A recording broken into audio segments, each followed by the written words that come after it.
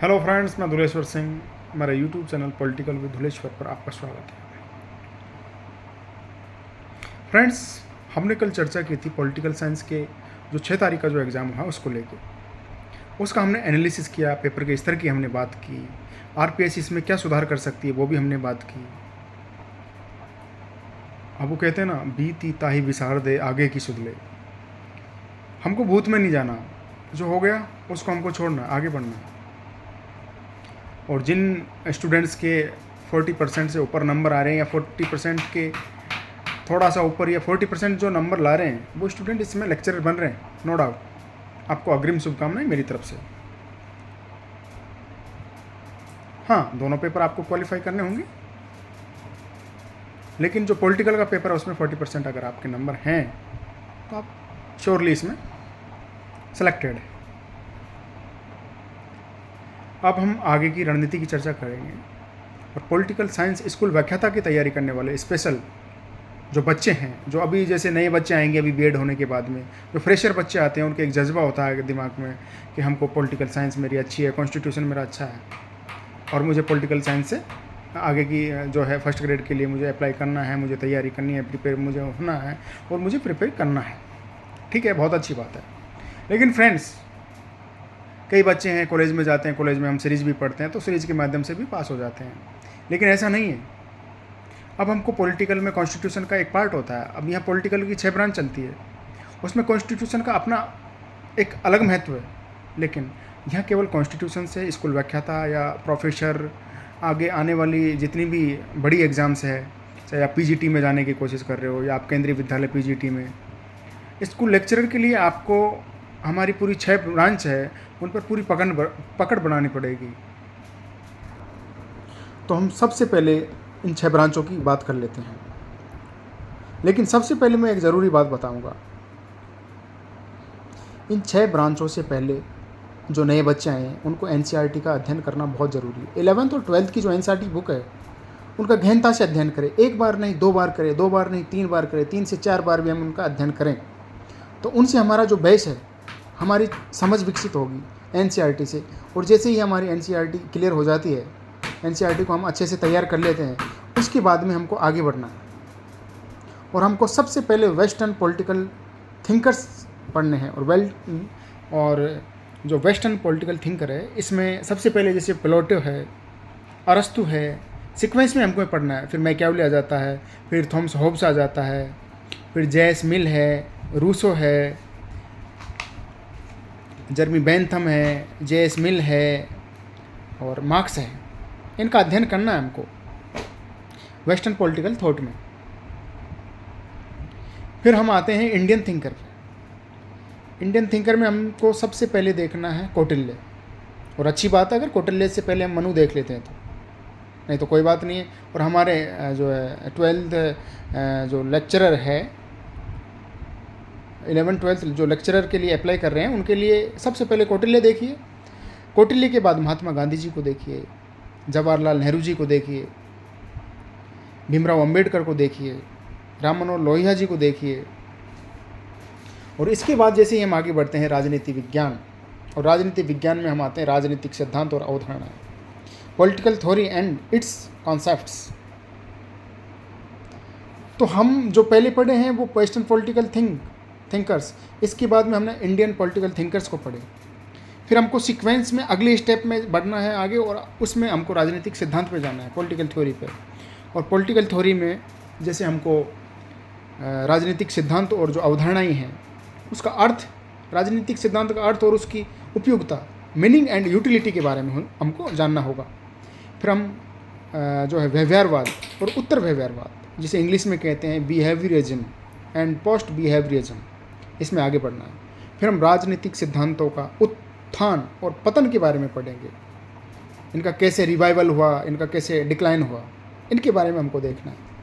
फिर हमको जो अवधारणाएं हैं हमारी, जैसे न्याय है, स्वतंत्रता है, समानता है, इनके बारे में हमको देखना है। अधिकार है, राज्य, और राज्य की जो स्टेट मतलब है उसकी नेचर क्या है, उसके फंक्शन क्या है, उसकी प्रकृति क्या है, उसके कार्य क्या है। और फिर हमको संप्रभुता, सॉवरेनिटी और बहुलवाद, प्लूरल, फंक्शनलिज्म, उसके बारे में भी हमको देखना है। फिर हमारे सिविल सोसाइटी आ जाती है। ये राजनीतिक सिद्धांतों की मैं बात कर रहा हूँ अभी।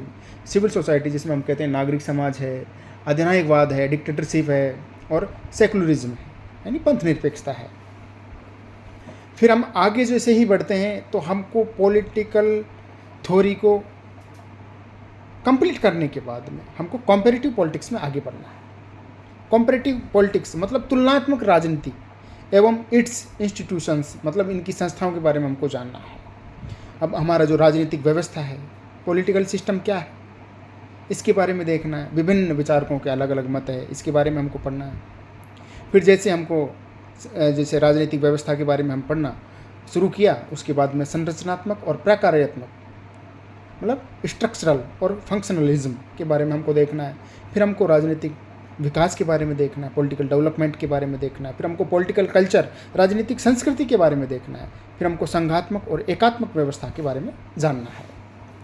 फ्रेंड्स, जैसे ही हम आगे बढ़ते हैं, हमको कॉम्परेटिव पॉलिटिक्स में संसदात्मक और अध्यक्षात्मक शासन प्रणाली के बारे में देखना है। एक तो प्रेसिडेंशियल गवर्नमेंट होती है, एक पार्लियामेंट्री गवर्नमेंट होती है, उसके बारे में देखना है और वहाँ का सिस्टम कैसा रहता है। जैसे अमेरिका में भी अमेरिका में अध्यक्षात्मक व्यवस्था है और भारत और ब्रिटेन में संसदीय व्यवस्था है, उसके बारे में हमको देखना है। संसदीय व्यवस्था और अध्यक्षात्मक व्यवस्था में क्या अंतर है, क्या डिफरेंस है, कौन सी तो प्रधानमंत्री सरकार है और कौन सी राष्ट्रपति सरकार है, इनके बारे में देखना है।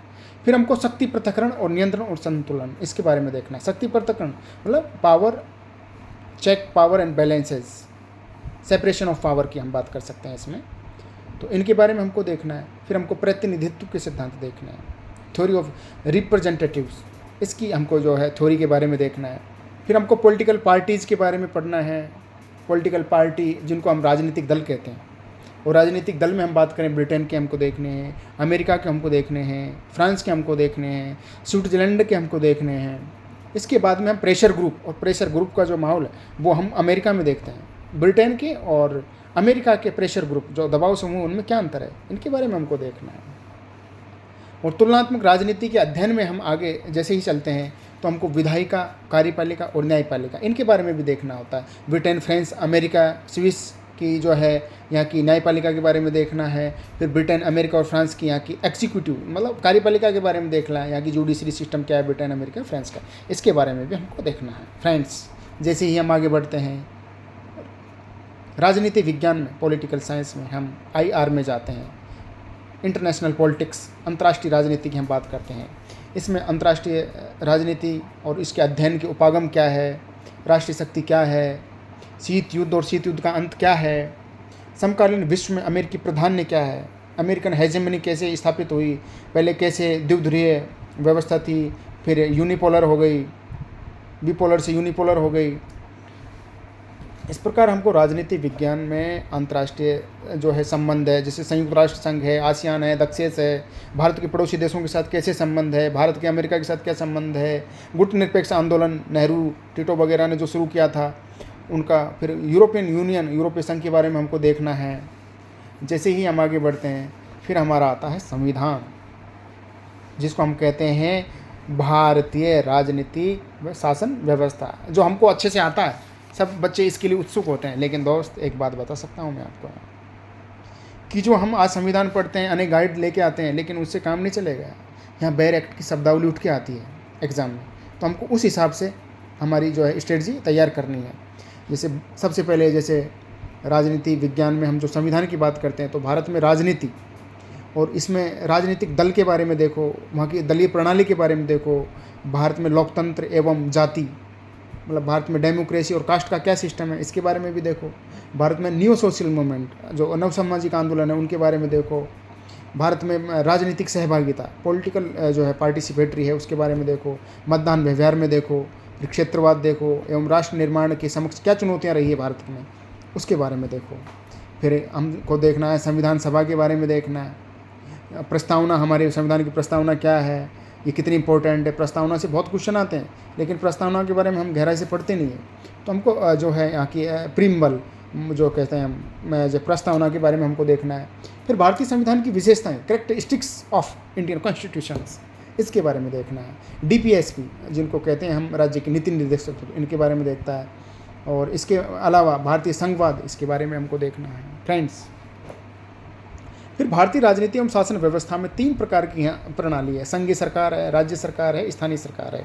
तीनों सरकारों के बारे में हमको देखना है। अब संघीय सरकार में जैसे राष्ट्रपति आ जाता है, उपराष्ट्रपति आ जाता है, प्रधानमंत्री आ जाता है, उनकी मंत्रिपरिषद आ जाती है, संसद आ जाती है, और संसद के साथ हम सुप्रीम कोर्ट को भी देखते हैं। उसी प्रकार यहाँ हमारा राज्यपाल आ जाता है, राज्यपाल के बाद में मुख्यमंत्री, मंत्रिपरिषद आ जाता है, फिर राज्य का विधानमंडल आ जाता है, उधर संसद आ रही है, इधर विधानमंडल आ जाएगा। फिर हम यहाँ हाईकोर्ट के बारे में पढ़ेंगे, जबकि हम अजय संघीय सरकार में, उसमें संघीय सरकार में उसके बारे में पढ़ रहे थे, सुप्रीम कोर्ट के बारे में। यहाँ हाईकोर्ट के बारे में देखें। और फिर स्थानीय जो हमारा स्थानीय सरकार है, उसमें हमारा पंचायती राज है, शहरी स्वशासन है, इसके बारे में हमको देखना है। तो फ्रेंड्स, ये हमारी स्ट्रेटजी होनी चाहिए, इस प्रकार हमको आगे बढ़ना चाहिए। आज के लिए मैं इतनी ही बात करूँगा। आगे पॉलिटिकल की नई अपडेट के साथ, नई जानकारी के साथ आपके भविष्य को उज्जवल बनाने के लिए मैं अब प्रयासरत रहूँगा, और आपको जो मैं चीज़ें, जो कंटेंट उपलब्ध करवाऊँगा भविष्य में, वो आपके लिए बहुत उपयोगी साबित होंगे। फ्रेंड्स, मैं स्पेशली पॉलिटिकल साइंस के लिए, स्कूल व्याख्याता की तैयारी करने वाले, प्रोफेसर की तैयारी करने वाले बच्चों के लिए कंटेंट उपलब्ध करवाता रहूँगा। धन्यवाद। आगे मैं जो अदर कॉम्पिटिटिव एग्ज़ाम्स की तैयारी कर रहे हैं बच्चे, like as a 4th class high court है, और 4th class as a RPSC है, और इसके अलावा जैसे अभी रीट है, रीट की एक बड़ी वैकेंसी आ रही है, और आगामी हमको जो 1st ग्रेड है, स्कूल लेक्चरर है, उसके लिए आगामी रणनीति बनानी है। तो ये सारे जो है कंटेंट, वीडियो, इसके साथ मैं अब क्लासें लेना शुरू करूँगा। इंतज़ार कीजिए, बहुत अच्छी क्लासें आपके सामने आएगी। धन्यवाद दोस्तों, नमस्कार। फिर मिलते हैं एक नए टॉपिक के साथ, एक नई शुरुआत के साथ। नमस्कार।